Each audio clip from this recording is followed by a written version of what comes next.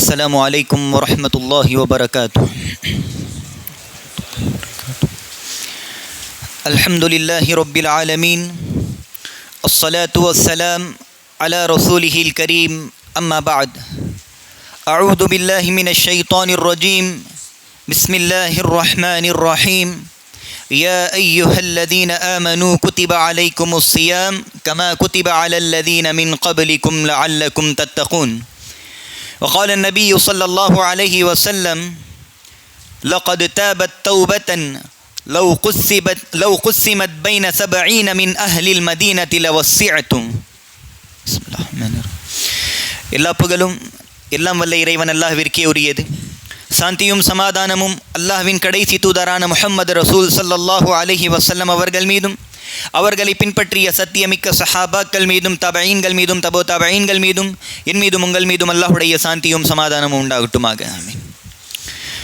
அல்லாஹ்வுடைய நல்லடியார்களே, அல்ஹம்துலில்லாஹ், நம் அனைவரும் இந்த ரமலானுடைய மாதத்தை அடைந்தோம். இந்த மிகப்பெரிய பாக்கியத்தை அல்லாஹ் நம்முடைய வாழ்க்கையில் ஏற்படுத்தி இருக்கிறான். மேலும் இந்த ரமலானுடைய மாதத்தை நாம் முடிப்பதற்காக காத்து கொண்டிருக்கிறோம். இன்ஷா அல்லாஹ் இன்னும் 2 நாட்களிலோ ஒரு நாளிலோ இந்த ரமலான் நம்மை விட்டு சென்றுவிடும். இந்த ரமலான் நம்முடைய வாழ்க்கையில் ஏன் வருகிறது? ஒவ்வொரு வருடமும் அல்லாஹ் இந்த ரமலானை நமக்காக ஒரு வாய்ப்பாக கொடுக்கிறான். நமக்காக அல்லாஹ் ஒரு வாய்ப்பை கொடுக்கிறான். மனிதன் இந்த மாதத்திலே திருந்திவிட வேண்டும், தன்னுடைய பாவத்திலிருந்து அவன் தன்னை தூரப்படுத்திக்க வேண்டும் என்று அல்லாஹ் ஒரு சான்ஸ், ஒரு செகண்ட் சான்ஸ் மாதிரி அல்லாஹ் கொடுக்கிறான். இந்த ரமலான் வருடம் வருடம் நம்முடைய வாழ்க்கையில் வந்து போகுது, வருஷா வருஷம் வருது. சரி, ரமலான் நம்ம இடத்துல என்னதான் எதிர்பார்க்குது? ஒவ்வொரு வருடமும் ரமலான் நம்முடைய வாழ்க்கையில் வருது போகுது. சரி, ரமலான் என்னதான் எதிர்பார்க்குது நம்மிடத்தில்? அல்லாஹ்வுடைய நல்லடியார்களே, இந்த விஷயத்தை ரமலான் நம்மிடத்தில் என்ன எதிர்பார்க்கிறது என்று குர்ஆனுடைய இந்த வசனம் நமக்கு எடுத்து காட்டுகிறது. யா அய்யுஹல்லதீன ஆமனு குதிப அலைக்குமுஸ் ஸியாம் கமா குதிப அலல்லதீன மின் கப்லிக்கும் லஅல்லக்கும் தத்தகூன். நம்பிக்கை கொண்டவர்களே, எப்படி அல்லாஹ் உங்களுக்கு முன்னால் வாழ்ந்த சமூகங்களின் மீது நோன்புகளை கடமையாக்கினானோ அப்படி உங்கள் மீதும் நோன்பை கடமையாக்கி இருக்கிறான். லஅல்லக்கும் தத்தகூன். எதற்காக? என்ன காரணத்திற்காக? லஅல்லக்கும் தத்தகூன். உங்களுடைய உள்ளங்கள் அல்லாஹ்வுடைய தக்வாவால் முழுமையடைய வேண்டும். உங்களுடைய உள்ளங்களில் அல்லாஹ்வுடைய தக்வா நிரப்பப்பட வேண்டும். உங்களுடைய உள்ளங்கள் அல்லாஹ் என்ற இந்த வார்த்தையை கேட்டால் நடுங்க வேண்டும். இதற்காகத்தான் இந்த ரமலான் நம்முடைய வாழ்க்கையில் வருகின்றது. இதற்காகத்தான் அல்லாஹ் இந்த ரமலானின் நோன்புகளை நம் மீது கடமையாக்கி இருக்கிறான். இதுதான் ரமலான் நம்மிடத்திலே எதிர்பார்க்கிறது. மேலும் இந்த தக்வா, இந்த இறையச்சம், இதை பற்றி பல உலமாக்களுடைய பயான்கள்ல நம்ம பேசியிருப்போம், கேட்டிருப்போம். சுப்ஹானல்லாஹ், தக்வான்னு சொன்னா நம்ம எல்லாருக்குமே தெரியும், அல்லாஹ்வை அஞ்சிக் கொள்வது என்று. அல்லாஹ்வுடைய நல்லடியார்களே, இந்த தக்வானா என்ன? தக்வான்னு பேசுறோம். தக்வாவோட வாழ்ந்தாதான் வெற்றி கிடைக்கும். அல்லாஹ்வுடைய தூதரும் சொல்லியிருக்காரு, அல்லாஹ்வும் சொல்லியிருக்கான். நம்ம எல்லாரும் கேட்கிறோம், பேசுறோம். தக்வானா என்ன? யாருக்கு தெரியும் தக்வா என்றால் என்ன? அல்லாஹ்வை பயந்து கொள்வதா? அல்லாஹ்வை அஞ்சிக் கொள்வதா? இது தக்வா என்ற இந்த அரபி வார்த்தைக்கு ஒரு மொழியாக்கம் தான். தக்வா, அல்லாஹ்வை பயந்து கொள்வதும் அல்லாஹ்வை அஞ்சிக் கொள்வதும், இது தக்வா என்ற இந்த அரபி வார்த்தைக்கான அர்த்தம் தான். சரி, தக்வானா என்ன?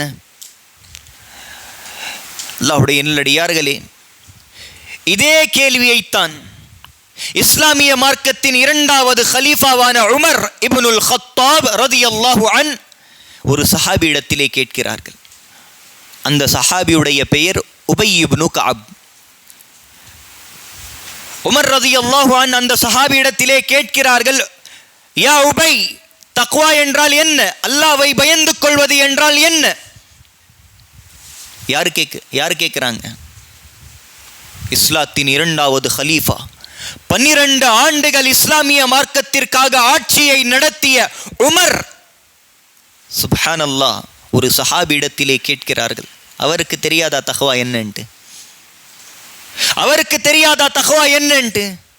சொர்க்கவாதி அல்லாஹ்வுடைய தூதர் தன்னுடைய நாவினால் இந்த உலக வாழ்க்கையிலேயே உமர் ஃபில் ஜன்னah, உமர் சொர்க்கத்தை சார்ந்தவர் என்று கூறினார்.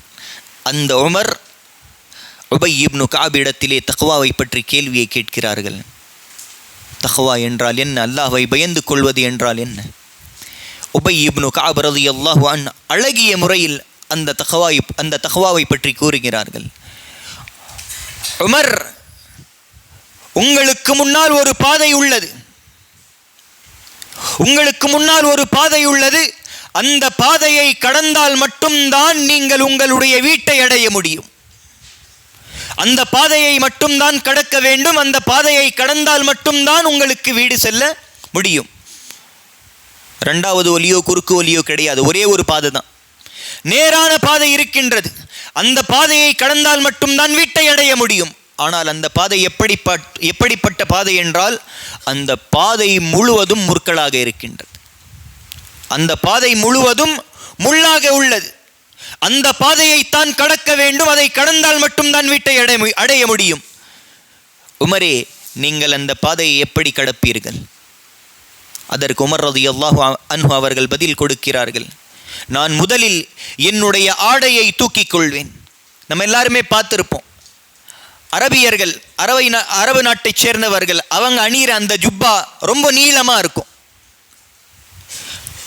ரொம்ப நீளமாக இருக்கும். உமர் ரலியல்லாஹு அன்ஹு அவர்கள் கூறுகிறார்கள், நான் என்னுடைய துணியை தூக்கிக் கொள்வேன், பாதுகாத்துக் கொள்வேன். அதற்கு பிறகு அந்த பாதையில் எந்த இடத்தில் முள் இல்லையோ அந்த இடத்தில் நான் என்னுடைய காலடி தரத்தை வைத்து அந்த பாதையை கடப்பேன். என்ன சொல்றாங்க? என்னுடைய துணியோ அந்த முள்ளை பட்டு கிளியக்கூடாது, என்னுடைய கால்களிலுமே ரத்தம் வரக்கூடாது. நான் பார்த்து பார்த்து ஒவ்வொரு பாதத்தையும் எடுத்து வச்சு அந்த பாதையை கடப்பேன். இந்த பதிலை கேட்ட உடனே உபய் இப்னு கஅப் ரலியல்லாஹு அன்ஹு அவங்க சொல்றாங்க, உமரே, இதுதான் தக்வா. என்ன சொல்றாங்க? இதுதான் தக்வா. தக்வா என்பது அல்லாஹ்வுடைய பாதையில் வாளை ஏந்தி கொண்டு ஜிஹாது செய்வது கிடையாது. தக்வா என்பது பள்ளிவாசலிலே வந்து அல்லாஹ்விற்காக தன்னுடைய வாழ்க்கையை அர்ப்பணிப்பது கிடையாது. தக்வா என்பது சுலபமான காரியம். அதற்கு எடுத்துக்காட்டு இந்த பாதை. உமரிடத்திலே உபய் இப்னு கஅப் சொன்ன அந்த எடுத்துக்காட்டு நம்ம எல்லாருக்குமே பொருந்தும். ஒரே ஒரு பாதை மட்டும்தான் இருக்கிறது சொர்க்கத்திற்கு செல்வதற்காக. இருக்கா இல்லையா? அல்லாஹ்வுடைய தூதர் என்ன சொன்னார்? 4 பாதை இருக்குன்னு சொன்னாரா? கிடையாது. சிராத்துல் முஸ்தகீம், நேரான பாதை என்பது ஒண்ணுதான். அந்த பாதை நேரா இருக்கு. அந்த பாதையை கடந்தால் உங்களுக்கு சொர்க்கம். ஆனா அந்த பாதை சுலபமான பாதை கிடையாது. அந்த பாதையில பல ஃபித்னாக்கள் இருக்கு. உங்களை மறைக்கக்கூடிய, உங்களை வழிகெடுக்கக்கூடிய பல பொருட்கள் அந்த பாதையில் தான் இருக்கின்றது. ஷைத்தானும் அந்த பாதையில தான் உட்கார்ந்துகிட்டு இருக்கான். அந்த பாதையை கடக்க வேண்டும் என்றால், அந்த வழிகேட்டிலிருந்து தன்னை பாதுகாக்க வேண்டும் என்றால், ஷைத்தானிடத்தில் இருந்து தன்னை பாதுகாக்க வேண்டும் என்றால் நம்ம என்ன முயற்சிப்போம்? எப்படி போவோம் அந்த பாதையில? பார்த்து பார்த்து எந்த ஒரு நேரத்திலுமே எந்த ஒரு சூழ்நிலையிலுமே அந்த பாதையை விட்டுடக்கூடாது, அந்த பாதையிலிருந்து தூரமாக கூடாது என்று பயந்து பயந்து போவோம் இல்லையா? இதுதான் தக்வா. அல்லாஹ்வும் அவனுடைய ரசூலும் எதை கூறினார்களோ, அல்லாஹ்வும் அவனுடைய ரசூலும் எதை சொன்னார்களோ அதை கேட்டுக்கொண்டு தன்னை எல்லா பாவங்களில் இருந்தும் பாதுகாத்து கொண்டு அல்லாஹ்விற்காக பயந்து கொண்டு நடக்கக்கூடிய அந்த பாதையை தான் தக்வா என்று அல்லாஹ் இந்த வசனத்திலே கூறுகிறார். இதுதான் ரமலானுடைய மாதம் நம்மிடத்திலே எதிர்பார்க்கின்றது. இதுதான் ரமலானுடைய மாதம் நம்மிடத்திலே எதிர்பார்க்கின்றது. இந்த தக்வா யாரிடத்திலே இருக்கின்றதோ அவர்கள் இந்த ரமலானுடைய மாதத்தின் அனைத்து சிறப்புகளையும் அடைய முடியும். அல்லாஹ் அவர்களுக்காகத்தான் சொர்க்கத்தை வச்சிருக்கான். அல்லாஹ்வுடைய நல்லடியார்களே, இந்த தக்வா நம்மிடத்திலே எந்த அளவிற்கு இருக்க வேண்டும்? நம்ம பார்ப்போம் இல்லையா, ஏதாச்சும் ஒரு முயற்சியை செய்யணும்னா இதுக்கு முன்னாடி ஒருத்தன் செஞ்சிருக்கானா இல்லையா? இப்போ ஏதாச்சும் ஒரு படிப்பை படிக்கிறோன்னா என்ன பார்க்குறோம்? ஓ, நம்ம மொஹல்லால ஒருத்தர் படிச்சாரு, அவர் படிச்சு ஒரு பெரிய ஆளா மாறிட்டாரு, சரி நாமளும் இந்த படிப்பை படிக்கலாம் அப்படின்னு தானே பார்ப்போம். அதே மாதிரி தான் இந்த தக்வாவை பின்பற்றுவதில், இந்த தக்வா நம்முடைய உள்ளத்தில் எந்த அளவிற்கு இருக்க வேண்டும் என்று எடுத்துக்காட்டே சஹாபாக்கள் தான். அந்த சஹாபாக்களை பார்த்துத்தான் நம்முடைய உள்ளங்களில் இந்த தக்வா வர வேண்டும். எந்த அளவிற்கு இருக்க வேண்டும் என்றால், இந்த தக்வாவிற்கு மிகச் சிறந்த ஒரு எடுத்துக்காட்டே ஒரு பெண்மணி தான், ஒரு சஹாபிய பெண்மணி. அந்த பெண்மணி நம்ம எல்லாருக்குமே ஒரு பாடம். அந்த பெண்மணியை பார்த்துத்தான் நாம் நம்முடைய தக்வாவை நம்ம கிட்ட இந்த அளவுக்கு தக்வா இருக்கான்னு பார்க்க முடியும். அந்த அளவிற்கு அல்லாஹ்வை பயந்தவர்கள். இம்ராஅத்துன் காமிதியா நாட்டைச் சேர்ந்த ஒரு பெண்மணி அல்லாஹ்வுடைய தூதருக்கு முன்னால் ஓடி வருகிறார்கள். ஓடி வந்த அல்லாஹ்வுடைய தூதரே, எனக்கு பண கஷ்டமா இருக்கு, அல்லாஹ்விடத்தில் துவாவை கேளுங்க பணத்துக்காகன்னு கேட்கல. ஓடி வந்த அல்லாஹ்வுடைய தூதரே, என்னுடைய கணவர் இறந்து விட்டார்கள், மறு கல்யாணம் செஞ்சு வைங்க கேட்கல. அல்லாஹ்வுடைய தூதரே, எனக்கு குழந்தை பாக்கியம் கிடையாது, அல்லாஹ்விடத்திலே குழந்தை பாக்கியத்துக்காக துவாவை கேளுங்க கேட்கல. என்ன தெரியுமா வந்து கேட்டாங்க? அல்லாஹ்வுடைய தூதரே, நான் பாவத்தை செஞ்சிட்டேன், அல்லாஹ்வுடைய தூதரே, நான் விபச்சாரத்தை செய்து விட்டேன், எனக்கு தண்டனையை கொடுங்கள் அல்லாஹ்வுடைய தூதரே வந்து கேட்கிறாங்க. அல்லாஹ்வுடைய தூதர் ஒரே ஒரு வார்த்தையை தான் கேட்டாங்க. ஏமா நீ விபச்சாரத்தை செஞ்சேன்னு சொல்ற, அதுக்கு என்ன ஆதாரம், என்ன சாட்சி, யாரு சாட்சி? அந்த பெண்மணி ஒரே ஒரு வார்த்தையை தான் சொல்றாங்க. அல்லாஹ்வுடைய தூதரே, நான் விபச்சாரத்தை செய்தது யாருமே பார்க்கல, அல்லாஹ் மட்டும்தான் பார்த்தான், வேற யாருமே சாட்சி கிடையாது. அதற்கு ஆதாரம் என்னவென்றால், என்னுடைய வயிற்றுல குழந்தை நின்றுச்சு, நான் கர்ப்பமாயிட்டேன். இதுதான் அல்லாஹ்வுடைய தூதரே ஆதாரம். நான் விபச்சாரத்தை செய்ததற்கான ஆதாரம், சாட்சி என்னுடைய குழந்தை. நான் கர்ப்பமா இருக்கேன், எனக்கு தண்டனையை கொடுங்க, இந்த ஆதாரம் போதாதா? அல்லாஹ்வுடைய தூதர் அந்த குழந்தைக்காக, அந்த பிள்ளைக்காக, அந்த பெண்மணிக்கு தண்டனையை கொடுக்காமல், நீ திரும்ப போமா, பிள்ளையை பெற்றெடுத்த பிறகு வா, நான் தண்டனையை கொடுக்கிறேன். அல்லாஹ்வுடைய நல்லடியார்களே, அந்த பெண்மணி திரும்ப செல்கிறார்கள். 9 மாதங்களுக்கு பிறகு அல்லாஹ்வுடைய தூதருக்கு முன்னால் குழந்தையை பெற்றெடுத்த நிலையில் வந்து நிற்கிறாங்க. அல்லாஹ்வுடைய தூதரே, நீங்க சொன்னீங்க குழந்தையை பெற்றெடுத்த பிறகு வாங்க, நான் தண்டனையை கொடுக்கிறேன். அல்லாஹ்வுடைய தூதரே, என்னுடைய குழந்தை கையில இருக்கு, தண்டனையை கொடுங்க. அல்லாஹ்வுடைய தூதர் மீண்டும் சொல்றாங்க, உனக்கு தண்டனையை கொடுத்துட்டா நீ செத்து போயிட்டனா இந்த குழந்தை அனாதையா மாறிடுமே. இந்த குழந்தைக்கு அல்லாஹ் விதித்த 2 வருடங்கள் தாய்ப்பாலை கொடுத்த பிறகு வா, உனக்கு நான் தண்டனையை கொடுக்கிறேன். மீண்டும் போறாங்க அந்த குழந்தையை தூக்கிட்டு. 2 வருடங்களுக்கு பிறகு அல்லாஹ்வுடைய தூதரை சந்திப்பதற்காக அந்த பெண்மணி தயாராகிறார்கள். எங்க நம்ம அல்லாஹ்வுடைய தூதருக்கு முன்னால போய் நின்னா இந்த குழந்தையை காட்டி அல்லாஹ்வுடைய தூதர் மீண்டும் போக சொல்வாரோன்ட்டு அந்த குழந்தை கையில் ரொட்டி துண்டை கொடுத்து கொண்டு வருகிறார்கள். கொண்டு வந்து, அல்லாஹ்வுடைய தூதரே, நீங்க சொன்னீங்க பிரசவத்துக்கு பிறகு வாங்கன்ட்டு வந்தேன், சரி குழந்தை அனாதை ஆயிடும், அந்த குழந்தைக்கு தாய்ப்பாலை கொடுங்கன்னு சொன்னீங்க, தாய்ப்பாலை கொடுத்தோம் ஆச்சு. இப்போ அந்த குழந்தை தானாக சாப்பிடுவதற்காக சக்தி உள்ள குழந்தையா மாறிடுச்சு, இப்போ எனக்கு தண்டனையை கொடுங்க அல்லாஹ்வுடைய தூதர்னு கேட்கிறார். அல்லாஹ்வுடைய நல்லடியார்களே, யோசிச்சு பாருங்க, அல்லாஹ்வுடைய தூதரே அவங்க செஞ்ச பாவத்துக்கான தண்டனையை கொடுப்பதற்கு 3 வருஷ கால அவகாசத்தை கொடுத்தாங்க. எவ்வளவு வருஷம்? 3 வருஷம். 9 மாதங்கள் கர்ப்பிணியாக இருந்தாங்க. சரி, பிள்ளையை பெற்றெடுத்த பிறகு 2 வருடங்கள் தாய்ப்பாலை கொடுத்தாங்க.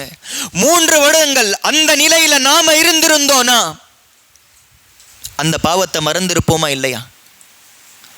அந்த பாவத்தை மறந்திருப்போமா இல்லையா? 3 வருஷம் ஆயிடுச்சு. இன்னைக்கு நாம நேத்து செஞ்ச பாவமே இன்னைக்கு நமக்கு ஞாபகம் கிடையாது. அந்த அளவுக்கு நாம இன்னைக்கு வாழ்ந்துகிட்டு இருக்கோம். அந்த பெண்மணியுடைய உள்ளத்துல எந்த அளவுக்கு தக்வா இருந்திருக்கும்? 3 வருடங்கள் கழிந்த பிறகும் அவன் செய்த பாவத்தை பாவம் என்று கருதி அவன் செய்த பாவத்திற்கான தண்டனையை அல்லாஹ் கொடுப்பான், அல்லாஹ்வுடைய தூதர் நிறைவேற்றுவார் என்ற நோக்கத்திற்காக எண்ணத்தோடு அந்த 3 வருடங்கள் தண்டனை கிடைக்க வேண்டும் என்று காத்து கொண்டிருந்த பெண்மணி 3 வருஷத்துக்கு அப்புறம் அல்லாஹ்வுடைய தூதருக்கு முன்னால வந்து நின்று, அல்லாஹ்வுடைய தூதரே, 3 வருஷத்துக்கு முன்னாடி நான் விபச்சாரத்தை செஞ்சேன், எனக்கு பாவ தண்டனையை கொடுங்க. அல்லாஹ்வுடைய தூதர் திருப்பி அனுப்ப வழியே இல்லாம அந்த குழந்தையை சஹாபாக்களிடத்திலே ஒப்படைத்து விட்டு அந்த பெண்மணியை ஒரு மைதானத்திற்கு கொண்டு வரப்படுகிறார்கள். அந்த பெண்மணியை அல்லாஹ்வுடைய தூதர் ஒரு மைதானத்திற்கு கொண்டு வராங்க. அல்லாஹ்வுடைய சட்டத்தில், அல்லாஹ்வுடைய திருமறையில் ஒரு ஆணோ அல்லது ஒரு பெண்ணோ திருமணத்திற்கு பிறகு விபச்சாரத்தில் ஈடுபட்டால் அவர்கள் சாகும் வரை கல்லடியை பெற வேண்டும். கல்லால் அடிச்சே அவங்களை சாகடிக்கணும். ரஜம், கல்லால் அடிக்கப்பட்டு அவர்கள் கொலை செய்யப்படுவார்கள். இதுதான் அல்லாஹ்வுடைய புத்தகத்தில் தண்டனை. அல்லாஹ்வுடைய தூதர் அந்த தண்டனையை நிறைவேற்றுகிறார்கள். சஹாபாக்கள் தன்னுடைய கைகளிலே கற்களை ஏந்தி கொண்டு அந்த பெண்மணியை நோக்கி அந்த கற்களை வீசுகிறார்கள். சுப்ஹானல்லாஹ், அல்லாஹ்வுடைய நல்லடியார்களே, அந்த நேரத்திலே அந்த பெண்மணியுடைய உள்ளத்திலிருந்து, தலையிலிருந்து இரத்தம் தெரித்து ஹாலித் இப்னுல் வலீத் ரலியல்லாஹு அன்ஹு அவர்களின் மேல் தெரிக்கின்றது. இப்போ கல்லால ஒருத்தங்களை அடிச்சா சுத்தி ஆளுங்க நின்னா ரத்தம் தெரிக்குமா தெரிக்காதா? தெரிக்கும். அப்படித்தான் அந்த பெண்மணியுடைய ரத்தம் ஹாலித் இப்னுல் வலீத் அவர்களின் மேல் தெரிக்கிறது. ஹாலித் இப்னுல் வலீத் அந்த இடத்துல ஒரு வார்த்தையை சொல்றாங்க, சீ, ஒரு விபச்சாரத்தை செய்தவள், ஒரு பாவத்தை செய்த அந்த பெண்மணியுடைய ரத்தம் என் மேல படுதே. கேவலமா பார்த்தாங்க, அந்த ரத்தத்தை கேவலமா பார்த்தாங்க, அந்த பெண்மணியை கேவலமா பார்த்தாங்க. வெளிப்படையாக வார்த்தைகள் அங்க சொன்னாங்க. அல்லாஹ்வுடைய தூதர் அந்த வார்த்தைகளை கேட்டவுடன் ஹதீஸிலே ஒரு வார்த்தையை சொன்னாங்க, லகத் தாபத் தௌபத்தன் லவ் குஸ்ஸிம பைன 70 மின் அஹ்லில் மதீனதி வலவஸிஅதும். ஹாலிதே, நீ யாரை பற்றி பேசுகிறாய் தெரியுமா? நீ யாரை பற்றி இழிவாக எடுத்துக்கொண்டிருக்கிறாய் தெரியுமா? அந்த பெண்மணி அல்லாஹ்விடத்திலே எந்த அளவிற்கு பாவ மன்னிப்பை கேட்டவள் தெரியுமா? அவளுடைய பாவ மன்னிப்பை மதீனாவில் இருக்கக்கூடிய 70 நபர்களுக்கு பங்கிட்டு கொடுக்கப்பட்டால் அந்த 70 நபர்களையும் அல்லாஹ் மன்னித்திருப்பான். சுப்ஹானல்லாஹ், எப்படிப்பட்ட பெண்மணி! அவள் எந்த அளவிற்கு பாவ மன்னிப்பை கேட்டவள்! அவளுடைய பாவ மன்னிப்பை மதீனாவில் வசிக்கக்கூடிய 70 சஹாபாக்களுக்கு, 70 நபர்களுக்கு பங்கிட்டு கொடுக்கப்பட்டால் அல்லாஹ் அந்த 70 நபர்களையும் மன்னித்திருப்பான். அந்த அளவிற்கு பாவ மன்னிப்பை கேட்டவள். அல்லாஹ்வுடைய நல்லடியார்களே, இது அல்லவா தக்வா? இது அல்லவா இறையச்சம்? இது அல்லவா தக்வா? இன்னைக்கு நம்முடைய உள்ளம் இந்த தக்வாவை உணருதா? நம்மிடத்திலே இந்த அளவிற்கு தக்வா இருக்கா? இன்னைக்கு நம்ம எத்தனை பாவத்தை செய்கிறோம்? நம்முடைய வாழ்க்கையின் ஒரு நாளுடைய 24 மணி நேரங்கள்ல எவ்வளவு பாவத்தை செய்கிறோம்? தெரிஞ்சோ தெரியாமலோ எவ்வளவோ பாவங்களை செஞ்சிடறோம். அல்லாஹ்விடத்துல பாவ மன்னிப்பை கேட்கிறோமா? அல்லாஹ்வை பயந்து, அல்லாஹ் நான் இந்த பாவத்தை செஞ்சிட்டேன் யா அல்லாஹ், தெரிஞ்சோ தெரியாமலையோ செஞ்சிட்டேன் யா அல்லாஹ், என்ன மன்னிச்சிரியா அல்லாஹ்னு கேட்டிருப்போமா? அந்த பெண்மணி ஒரே ஒரு பாவத்தை தான் செஞ்சான். 100 பாவங்களோ 1000 பாவங்களோ கிடையாது. ஒரே ஒரு பாவம், விபச்சாரத்தை செஞ்சிட்டான். எந்த அளவிற்கு அல்லாஹ்விடத்துல பாவ மன்னிப்பை கேட்டாங்க? அவருடைய பாவ மன்னிப்பை 70 நபர்களுக்கு பங்கிட்டு கொடுக்கப்பட்டிருந்தால் 70 பேரையும் அல்லாஹ் மன்னித்திருப்பான். அல்லாஹ் இந்த தக்வாவை ஏற்றுக்கொள்வானா? இல்ல நம்முடைய உள்ளத்தில் இருக்கக்கூடிய தக்வாவை ஏற்றுக்கொள்வானா? நம்மிடத்திலே ரமதான் இப்போதான் பிறையை பார்த்த மாதிரி இருக்கு. பார்த்தா ரமலான் முடிய போகுது. ரமலானுடைய நாட்களும் சீக்கிரமாக கடந்துருச்சு. எவ்வளவு சீக்கிரம்! இப்போதான் பிறைய பார்த்த மாதிரி இருக்கு, ரமலான் தொடங்கிய மாதிரி இருக்கு. நான் உங்க முன்னாடி ரமலானுக்கு முன்னாடி ரமலானை வரவேற்போம் என்ற பயான சொல்லிக்கிட்டு இருக்க மாதிரி இருக்கு. பார்த்தா ரமலான் முடிஞ்சு போச்சு. என்ன மாற்றத்தை கொண்டு வந்திருக்கு ரமதான்? நம்மள ரமலான் மாத்திருக்கா? நம்முடைய உள்ளத்துல ரமலானுடைய மாற்றம் ஏற்பட்டிருக்கா? இதற்கு முன்னால நான் பாவத்தை செஞ்சுக்கிட்டு இருந்தேன், சரியா தொழுவல, ரமலான் வந்துச்சு, என்னுடைய உள்ளத்துல மாற்றம் வந்துச்சு, நான் 5 வேளை தொழுகைகளை கடமையாக்கி தொழுதேன், எந்த ஒரு பாவத்தையும் செஞ்சது கிடையாது. இந்த மாதிரி மாற்றத்தை ரமலான் நம்முடைய வாழ்க்கையில ஏற்படுத்தி இருக்கா? அல்லாஹ்வுடைய நல்லடியார்களை யோசிங்க. ரமலானுடைய ஒவ்வொரு நாட்களும் அல்லாஹ் நமக்காக ஒரு செகண்ட் சான்ஸா கொடுக்கிறான், ஒரு வாய்ப்பாக கொடுக்கிறான். இந்த வாய்ப்பையும் நாம் பயன்படுத்தவில்லை என்றால் இன்னைக்கு தான் திருந்துவோம். சரி, இன்னைக்கு திருந்தல, அடுத்த ரமதான் திருந்திடுவோமா? இன்னைக்கு திருந்தல, அல்லாஹ்விடத்துல பாவ மன்னிப்பை கேட்கல, தக்வாவோட வாழல, நம்முடைய உள்ளத்தை இந்த ரமலான் மாத்தல, எப்போதான் மாத்தும்? அடுத்த ரமலான் மாத்திருமா? இந்த ஹதீஸை நன்றாக கேட்டுக்கொள்ளுங்கள் எல்லாருமே. சரி, அல்லாஹ்வுடைய தூதர் ஸல்லல்லாஹு அலைஹி வஸல்லம் அவர்கள் கூறினார்கள், ரகிம அன்ஃபு ரஜுலின் தഖல அலைஹி ரமதான் ثم خرج فلم يغفر له. யாருடைய வாழ்வில் ரமலான் வந்தும், இந்த ரமலான் வந்து அவருடைய வாழ்க்கையில ரமலான் கடந்து போயிடுச்சு, ஆனால் அவருடைய பாவங்கள் மன்னிக்கப்படவில்லை என்றால் இப்படிப்பட்ட அடியாரை எல்லாம் நாசமாக்கட்டும் என்று அல்லாஹ்வுடைய தூதர் கூறினார். இன்னைக்கு நம்முடைய வாழ்க்கையில ரமலான் வந்துச்சு, போக போகுது.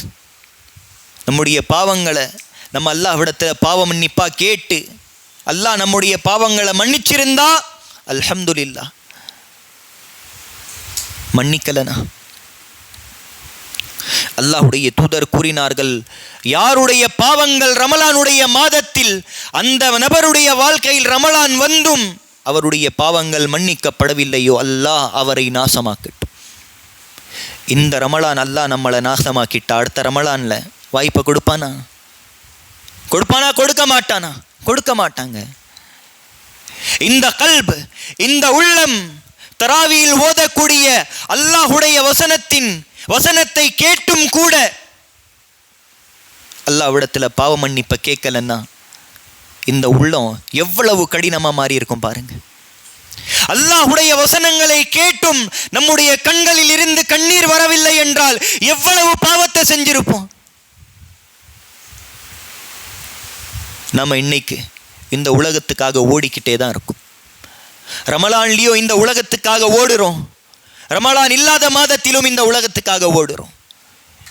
இப்போ நம்ம ஏன் சம்பாதிக்கிறோன்னு கேட்டா, குடும்பத்துக்காக சம்பாதிக்கிறேன், மனைவிக்காகவும் பிள்ளைகளுக்காகவும் சம்பாதிக்கிறேன். ஏன் இந்த உலகத்துக்கு பின்னால ஓடுறீங்க? ஏன் இவ்வளவு போட்டி கேட்டா, குடும்பத்துக்காக. ரெஸ்டே இல்லாம, ஓய்வே இல்லாம சம்பாதிக்கிறோம். அல்லாஹ்வுடைய நல்லடியார்களை, இந்த குடும்பம் உங்க கூட வருமா? வராதே. இந்த ரமலானிலும் நாம் குடும்பத்திற்காகத்தான் ஓடிக்கொண்டிருக்கிறோம். ஏதாவது ஒரு நாள் ரப்பிற்காக ஓடி இருக்கோமா? படைத்த இறைவனுக்காக ஓடி இருக்கோமா? சரி விடுங்க, 29 நாள் குடும்பத்துக்காக உழைச்சோம். இந்த 30 நாட்களில் 29 நாட்கள் குடும்பத்துக்காக உழைச்சோம். ஒரே ஒரு நாள் அல்லாஹ் என்ன படைச்சிருக்கான், அல்லாஹ் எனக்கு உணவு கொடுக்கறானே, அல்லாஹ் எனக்கு மனைவியும் பிள்ளையையும் கொடுத்திருக்கானே, அல்லாஹ் திருந்துவதற்காக மிகச்சிறந்த 2வது வாய்ப்பை ஏற்படுத்தியிருக்கானே, அல்லாஹ் நான் இரவுல தூங்கின பசியோட தூங்கினேன்ட்டு ஒரு நாள் கூட கிடையாது, அல்லாஹ் கொடுத்தானே.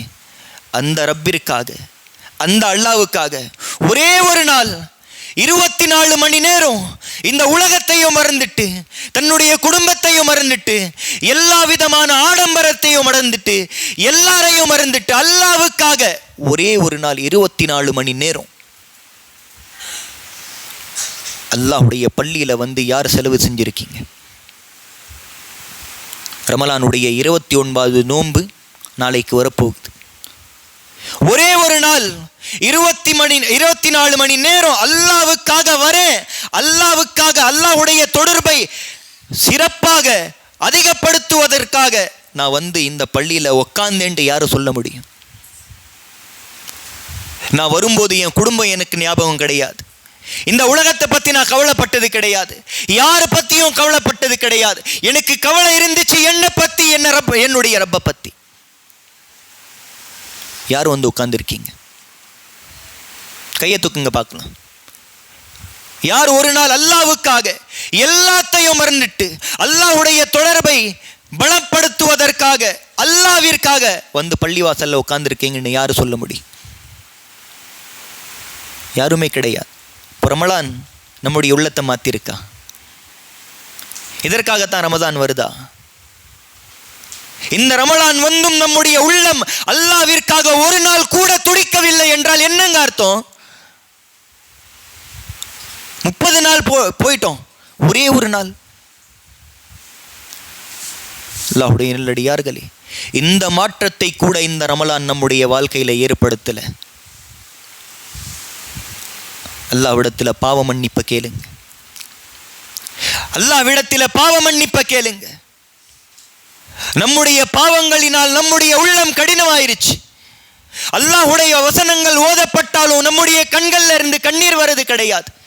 எல்லாமே பாவங்கள். அவ்வளவு பாவத்தை செஞ்சிருக்கும். 50 வருஷமா இந்த உலகத்தில் வாழ்ந்துகிட்டு இருக்கோம். 60 வருஷம் ஆயிடுச்சு, வயசு 60 தாண்டிருச்சு. 60 வருடங்களும் பாவங்களை தான் செஞ்சுக்கிட்டு இருந்தோம். அல்லாஹ் கிட்ட வந்து அல்லாஹ் என் பாவத்தை மன்னிச்சிருந்து ஒரே ஒரு நிமிஷத்தில் கேட்டுட்டு போகிறோமா இல்லையா? நம்ம செஞ்சது 60 வருட பாவங்கள். அல்லாஹ்விடத்துல பாவ மன்னிப்பை ஒரே ஒரு நிமிஷத்துல கேட்கிறோம். ஒரே ஒரு நொடியில் அல்லாஹ் என் பாவத்தை மன்னிச்சிரு. 60 வருட பாவங்கள் மன்னிக்கப்படுமா? செஞ்சது 60 வருஷம், கேட்கிறது ஒரே ஒரு நிமிஷம். அல்லாஹ்வுடைய நல்லடியார்களே, இன்னும் நம்மிடத்திலே 1 நாட்களோ 2 நாட்களோ இருக்கு.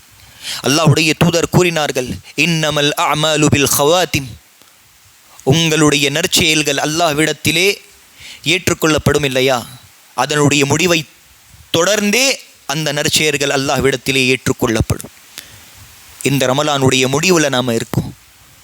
இந்த ரமலானில் பல பாவங்களை செஞ்சிருப்போம், பல நோன்புகளை விட்டிருப்போம், பல தொழுகைகளை விட்டிருப்போம், பல பேருக்கு கஷ்டத்தை கொடுத்திருப்போம், பல பேருக்கு பின்னால புறம் பேசியிருப்போம், பல பேரை பார்த்து பொறாமப்பட்டிருப்போம், ஆணவத்தோட நடந்திருப்போம். இந்த ஒரு நாட்கள், இந்த ஒரு இரவு, நாம 1 மணி நேரம், அதிகமாக கூட கிடையாது, 1 மணி நேரம் அல்லாஹ்வுடைய பள்ளியில் உட்கார்ந்து, அல்லாஹ் இந்த ரமலான் என்னுடைய வாழ்க்கையில வந்தும் என்னுடைய உள்ளத்தை மாத்தலையா அல்லாஹ், நான் அவ்வளவு பாவத்தை செஞ்சிருக்கையா அல்லாஹ், என்ன மன்னிச்சிரையா அல்லாஹ், என்னுடைய உள்ளத்தை மாத்திடையா அல்லாஹ் என்று 1 மணி நேரம் அல்லாஹ்விடத்தில் அழுது கேளுங்க. அழுங்க, அல்லாஹ்விடத்தில் அழுது கேளுங்க, பாவ மன்னிப்பை கேளுங்க. சுப்ஹானல்லாஹ், நாம் 20-30 வருடங்களா பாவத்தையே செஞ்சுக்கிட்டு இருக்கோம். அந்த பாவ மன்னிப்பை கேட்பதற்காக கூட 1 மணி நேரத்தை செலவிடலானா? அல்லாஹ்விடத்தில் பாவ மன்னிப்பை கேளுங்க. இந்த ரமலான் நம்மிடத்திலே எதிர்பார்ப்பது இதுதான். இந்த ரமலான் நம்மிடத்தில் எதிர்பார்ப்பது இதுதான். நம்முடைய உள்ளங்கள் தக்வாவினால் மாற்றமடைய வேண்டும். இதற்கு முன்னால வாழ்ந்த வாழ்க்கை வேறையா இருக்கணும், ரமலானுக்கு பிறகு வாழ்ற வாழ்க்கை வேறையா இருக்கணும். இதுதான் ரமலான் நம்மிடத்தில் எதிர்பார்க்கிறது. இந்த எதிர்பார்ப்பை பூர்த்தி செய்ய வேண்டும் என்றால் அல்லாஹ்விடத்தில் பாவ மன்னிப்பை. நீங்கள் செய்த எல்லா பாவத்தையும் ஒரு நோட்டில் கணக்கு போடுங்க. இன்னைக்கு சம்பாதிச்ச அந்த சம்பளத்தை எவ்வளவு நம்ம நோட் பண்ணி கணக்கு பண்ணி கால்குலேஷன் பண்ணி வைப்போம். கடன்காரனுக்கு இது கொடுக்கணும், பால்காரனுக்கு இவ்வளவு கொடுக்கணும், வீட்டு வாடகை இவ்வளவு கொடுக்கணும், ஐயோ பத்த மாட்டேங்குதே, யார்கிட்ட போயிட்டு கடன் வாங்குறது, எவ்வளவு கணக்கு போடுறோம். எல்லாம் இந்த உலக வாழ்க்கைக்காகத்தானே, மறுமை வாழ்க்கைக்காக. நாம் செஞ்ச பாவத்தை ஒரு நோட்டையோ, நம்மிடத்தில் ஃபோன் இருக்கு, நமக்கு தெரியும் நம்முடைய உள்ளத்தை பற்றி, நமக்கு தெரியும் நம்முடைய வாழ்க்கையை பற்றி, என்னென்ன பாவங்களை இந்த ரமலானுடைய மாதத்தில் செஞ்சீங்க எழுதுங்க, நோட் பண்ணுங்க, கணக்கு போடுங்க. நான் இந்த பாவத்தை செஞ்சேன், இந்தந்த பாவங்களை எல்லாம் செஞ்சேன். அல்லாஹ்விடத்தில் அந்த நோட்டை கொண்டு வாங்க. 2 ரக்காத்தை தொழுங்க. இந்த மஸ்ஜிதில் 2 ரக்காத்துக்களை தொழுது அல்லாஹ்விடத்தில் அந்த நோட்டை திறந்து வச்சுக்கிட்டு கையை தூக்குங்க. சொல்லுங்க, அல்லாஹ் நான் இந்த பாவத்தை செஞ்சேன் யா அல்லாஹ், இந்த நேரத்தில் இந்த பாவத்தை செஞ்சேன் யா அல்லாஹ், உன்னை தவிர என்னுடைய பாவங்களை மன்னிக்க கூடிய ஆற்றல் யாருக்குமே கிடையாது யா அல்லாஹ். நான் பாவத்தை செஞ்சிட்டேன், திருந்தக்கூடிய ஒரு வாய்ப்பு தாயா அல்லாஹ். நான் உன்னிடத்தில் பாவ மன்னிப்பை கேட்குறேன் யா அல்லாஹ், என் பாவத்தை மன்னிச்சிரு. இந்த ரமலான் வந்தோம், என்னுடைய பாவங்கள் மன்னிக்கப்படலைனா எப்போதான் அல்லாஹ் என்னுடைய பாவத்தை நீ மன்னிப்பேன்னு கேளுங்க. உங்களுடைய ரப்பிடத்தில் கேட்குறீங்க. கடன்காரன் கிட்ட கிடையாது, தாய் தந்தை கிட்ட கிடையாது. உங்களை படைத்தவன், உங்களுடைய முகங்களை உருவாக்கியவன், அந்த அல்லாஹ்விடத்தில் கேட்குறீங்க. அல்லாஹ்வுடைய நல்லடியார்களே, இன்னைக்கு ராத்திரி இன்ஷா அல்லாஹ் நம்ம எல்லாருமே, நானும் சரி நீங்களும் சரி, அல்லாஹ்வுக்கு முன்னால வந்து நீங்க செஞ்ச பாவத்துக்காக 1 மணி நேரத்தை ஒதுக்குங்க. உங்களுடைய பாவங்கள் மன்னிக்கப்படுவதற்காக 1 மணி நேரத்தை செலவு செய்யுங்க. 30 வருஷம் இந்த உலகத்துக்காக வாழ்ந்துட்டோம், 40 வருஷம் இந்த உலகத்துக்காக வாழ்ந்துட்டோம், இந்த குடும்பத்துக்காக 40 வருடங்கள் உழைச்சிருக்கும். 1 மணி நேரம் உங்களுக்காக வாழுங்க. 1 மணி நேரம் உங்களுடைய பாவங்களை மன்னிப்பதற்காக வாழுங்க. 1 மணி நேரம் உங்களுடைய ரப்பை பொருந்திக் கொள்வதற்காக வாங்க. அல்லாஹ்விடத்தில் பாவ மன்னிப்பை கேளு. நிச்சயமாக நாம் கேட்கக்கூடிய அந்த பாவ மன்னிப்பை எல்லாம் ஏற்றுக்கொண்டால் சுப்ஹானல்லாஹ் நம்முடைய வாழ்க்கையே மாறிடும். மேலும் இன்னைக்கு கத்ருடைய இரவு, ஒற்றைப்படை இரவு. அல்லாஹ்வுடைய தூதர் தன்னுடைய மனைவியான ஆயிஷா ரலியல்லாஹு அன்ஹா அவர்களுக்கு கற்றுக் கொடுத்த மிகச்சிறந்த துவா. ஆயிஷா வந்து அல்லாஹ்வுடைய தூதரிடத்துல கேட்கிறாங்க, அல்லாஹ்வுடைய தூதரே, இந்த கத்ருடைய இரவு வந்தா நான் என்ன செய்யணும், எந்த செயல்பாட்டை அதிகரிக்கணும்? அல்லாஹ்வுடைய தூதர் தொழுங்கன்னு சொன்னது கிடையாது. அல்லாஹ்வுடைய தூதர் ஜகாத்தை கொடுங்கன்னு சொன்னது கிடையாது. அல்லாஹ்வுடைய தூதர் என்ன தெரியுமா சொன்னாங்க? அதிகமாக பாவ மன்னிப்பை கேள் ஆயிஷா, அல்லாஹ்விடத்தில் அதிகமாக பாவ மன்னிப்பை கேள். அல்லாஹும்ம இன்னக அஃபுவன், யா அல்லாஹ் நீ மன்னிப்பவன் யா அல்லாஹ். வ துஹிப்புல் அஃவ, மன்னிப்பை விரும்பக்கூடியவன் யா அல்லாஹ். ஃபஅஃபு அன்னி, என்னுடைய பாவத்தை மன்னித்து விடு யா அல்லாஹ். அல்லாஹ்வுடைய தூதரும் ஆயிஷாவும் சஹாபாக்களும் சொர்க்கவாதிகளும் அல்லாஹ்விடத்தில் கேட்ட இந்த துஆ நாம கேட்ட அல்லாஹ் ஏத்துக்க மாட்டானா? கண்டிப்பா ஏத்துப்பான். கேளுங்க. இன்றைய ரமதான், இந்த வருட ரமதான் அல்லாஹ் நமக்கு வாய்ப்பை கொடுத்திருக்கான். அடுத்த ரமலான்ல அல்லாஹ் வாய்ப்பை கொடுப்பானா இல்லையான்னு தெரியாது. 2 மாசத்துக்கு முன்னாடி நம்ம கூட வாழ்ந்தவங்க இன்னைக்கு வாழல. ஒரு வருடத்திற்கு முன்னால் வாழ்ந்தவர்கள் நம்மோடு இந்த ரமலானுடைய மாதத்தில் கிடையாது. அது நம்முடைய தாய் தந்தையா கூட இருக்கலாம், நம்முடைய சகோதரர்களா கூட இருக்கலாம். அவங்க நிலைமைதான் நமக்கும். இன்னைக்கு நாம பிள்ளைகளோடும் மனைவிகளோடும் சந்தோஷமா வாழ்ந்துகிட்டு இருக்கோம். நாளைக்கு வாழுவோமா? கிடையாது, கேரண்டியே இல்லை. அல்லாஹ்வுடைய நல்லடியார்களே, அல்லாஹ்விடத்தில் பாவ மன்னிப்பை இன்னைக்கே கேளுங்க. நாளைக்கோ நாளைக்கோ கிடையாது, பெருநாள் தொழுகையிலோ கிடையாது, இன்னைக்கே கேளுங்க. அல்லாஹ் உங்களுடைய பாவங்களை இன்றைய நாள் மன்னித்து விட்டால் ஹைரும் மின் அல்ஃபி ஷஹர், இது கத்ருடைய இரவாக இருந்தால் 1000 மாதங்களை விட சிறந்த இரவு. 1000 மாதங்கள் நீங்கள் அல்லாஹ்விடத்தில் பாவ மன்னிப்பை கேட்பதற்காக சமமானது. ஆக அல்லாஹ்விடத்தில் அதிகமாக பாவ மன்னிப்பை கேளுங்க. மேலும் நான் கடைசியில் உங்களுக்கு ஒரு உபதேசத்தை செய்கிறேன். நீங்கள் செய்த எல்லா பாவங்களுக்காகவும் இன்றைய நாள் அல்லாஹ்விடத்தில் பாவ மன்னிப்பை கேளுங்க. மீண்டும் சொல்றேன், அல்லாஹ்விடத்தில் பாவ மன்னிப்பை கேளுங்க. மேலும் உங்களுடைய துஆக்களில் உங்களுடைய சகோதரர்களான, உங்களுடைய குடும்பங்களான பலஸ்தீனில் வாழக்கூடிய, கசாவில் வாழக்கூடிய நம்முடைய சகோதரர்கள், நம்முடைய குடும்பத்தார்கள், அவர்களையும் உங்களுடைய துஆக்களில் சேர்த்து கொள்ளுங்கள். இன்ஷா அல்லாஹ் செய்வோமா? இன்னைக்கு அல்லாஹ்வுக்காக 1 மணி நேரத்தை செலவிடுவோமா? நம்முடைய பாவங்கள் அல்லாஹ் மன்னிக்கணும், அழுது கேட்பீங்களா? கேட்போம் இன்ஷா அல்லாஹ். நான் கடைசியில் அல்லாஹ்விடத்திலே துஆ கேட்கிறேன். அல்லாஹ் எனக்கும் உங்களுக்கும் பேசுவதை விட கேட்பதை விட இந்த அனைத்து வார்த்தைகளின் மேல் செயல்படுவதற்கான பாக்கியத்தை கொடுப்பானாக. அல்லாஹ் என்னையும் உங்களையும் உலக முஸ்லிம்களையும் பாதுகாப்பானாக. அல்லாஹ் என்னுடைய பாவங்களையும் உங்களுடைய பாவங்களையும் உலக முஸ்லிம்களுடைய பாவங்களையும் மன்னிப்பானாக. அல்லாஹ் என்னுடைய உள்ளத்தையும் உங்களுடைய உள்ளத்தையும் முஸ்லிம்களுடைய உள்ளத்தையும் இந்த ரமலானில் மாற்றி அமைப்பானாக. அல்லாஹ் என்னையும் உங்களையும் உலக முஸ்லிம்களையும் குறிப்பாக கதாவில் இருக்கக்கூடிய பலஸ்தீனில் இருக்கக்கூடிய நம்முடைய குடும்பங்களை பாதுகாப்பானாக. ஆமீன் சும்ம ஆமீன். வ ஆகிரு தஅவானா அனில் ஹம்துலில்லாஹி ரப்பில் ஆலமீன். அஸ்ஸலாமு அலைக்கும் வரஹ்மத்துல்லாஹி வபரகாத்துஹு.